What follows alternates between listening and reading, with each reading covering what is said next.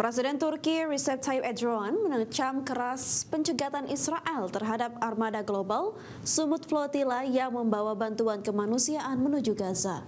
Erdogan menyebut tindakan tersebut sebagai bentuk pembajakan dan perampokan.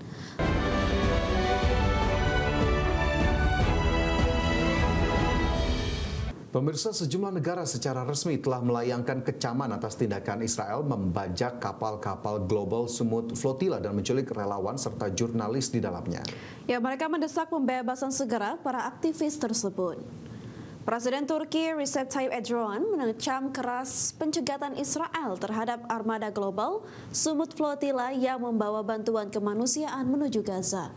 Erdogan menyebut tindakan tersebut sebagai bentuk pembajakan dan perampokan.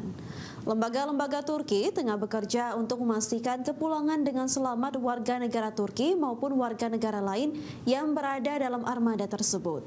Turki akan terus menentang apa yang disebutnya sebagai penindasan dan tindakan ilegal Israel, membela hak-hak rakyat Palestina, serta terus mengangkat isu tersebut di berbagai forum internasional. İsrail güçleri tarafından hem de uluslararası sularda bir saldırı düzenlendi.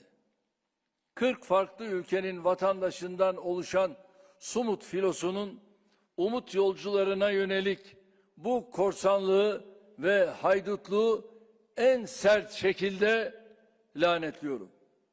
Türkiye'nin Gazze halkının ve Gazze'ye yardım eli uzatanların yanında olduğunu bugün bir kez daha ifade ediyorum.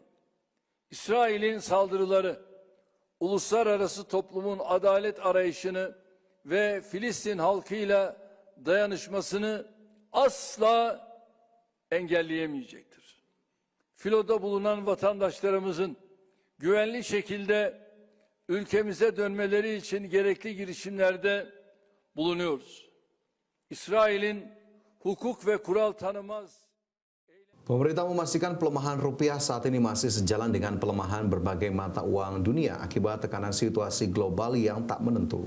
Ya, Menteri Koordinator Bidang Perekonomian Erlangga Hartarto menegaskan ketidakpastian global membuat tren mata uang di negara-negara berkembang ikut tertekan.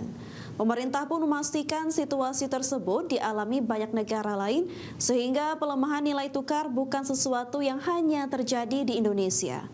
Pelemahan rupiah yang sudah menyentuh level Rp17.600 per dolar bukan hanya dialami Indonesia. Erlangga menyebut bahwa negara lain terutama emerging market juga mengalami hal yang serupa. Apalagi situasi global tengah memaksa harga minyak dunia terus bertahan di titik tinggi sehingga membuat tren nilai tukar rupiah turut terpengaruh situasi tersebut.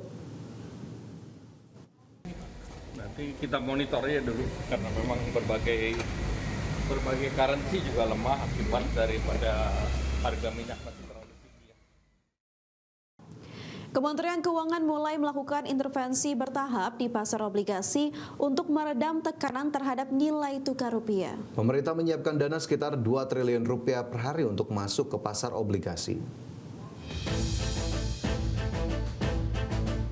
Kementerian Keuangan mulai melakukan intervensi bertahap di pasar obligasi untuk meredam tekanan terhadap nilai tukar rupiah.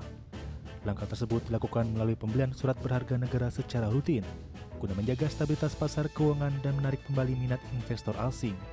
Menurut Menteri Keuangan Purbaya Yudi Sadewa, pemerintah menyiapkan dana sekitar 2 triliun rupiah per hari untuk masuk ke pasar obligasi. Dana tersebut berasal dari pengelolaan kas pemerintah yang dinilai masih cukup longgar, sehingga dapat diputar tanpa mengganggu kebutuhan anggaran negara.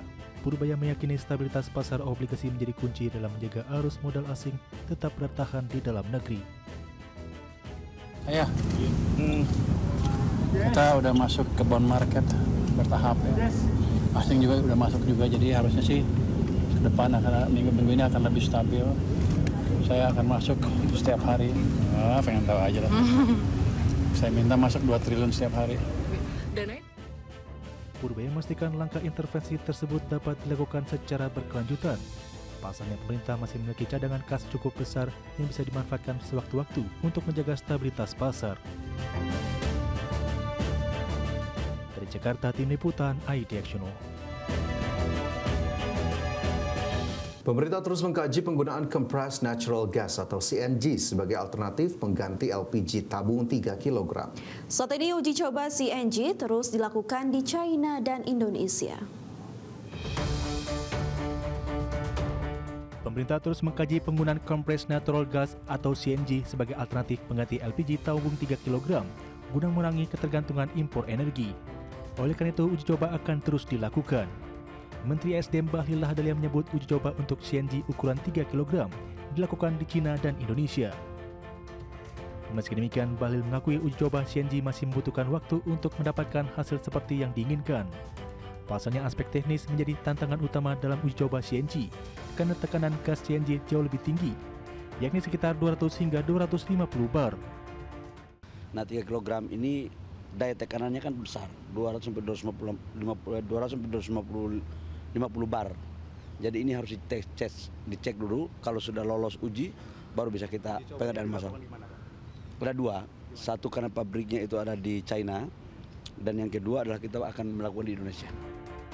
CNG diklaim memiliki keunggulan karena seluruh bahan bakunya tersedia di dalam negeri, termasuk sumber gas alam yang melimpah. Pemerintah juga menemukan cadangan gas baru di Kalimantan Timur yang berpotensi dialokasikan untuk kebutuhan domestik. Tim Liputan, iDaction. Pemirsa, Dewan Energi Nasional mencatat indeks ketahanan energi Indonesia pada tahun 2025 berada pada skala 7,13 dan menempatkan Indonesia dalam kategori tahan. Meski demikian, DEN menyebut ketergantungan Indonesia pada impor masih tinggi. Dewan Energi Nasional mencatat indeks ketahanan energi Indonesia pada tahun 2025 berada pada skala 7,13. Angka ini menunjukkan peningkatan sebesar 0,39 poin dibandingkan tahun sebelumnya dan menempatkan Indonesia dalam kategori tahan. Capaian ini didorong oleh 4 aspek utama, yakni ketersediaan pasok, keterjangkauan infrastruktur, keterjangkauan harga, dan aspek lingkungan. Meski demikian, anggota pemangku kepentingan Dewan Energi Nasional Satya Widya Yuda menyebut ketergantungan Indonesia pada impor masih tinggi. Saat ini Indonesia masih mengimpor sekitar 38% minyak mentah dan 80% LPG. Selain itu, penurunan produksi minyak bumi domestik dan terbatasnya cadangan penyangga energi nasional menjadi kerentanan serius di tengah dinamika geopolitik global. Namun tantangan tetap besar karena porsi minyak bumi kita masih sekitar 27,03%, dan ketergantungan impornya masih tinggi. 38% kita impor crude, 34% kita impor BBM, dan 80% LPG dari luar negeri. Untuk memperkuat ketahanan energi, Dewan Energi Nasional telah menyiapkan 6 strategi utama di tengah tantangan konsumsi bahan bakar yang tinggi, mulai dari modernisasi infrastruktur hingga percepatan energi baru terbarukan. Tim Liputan, iDaction.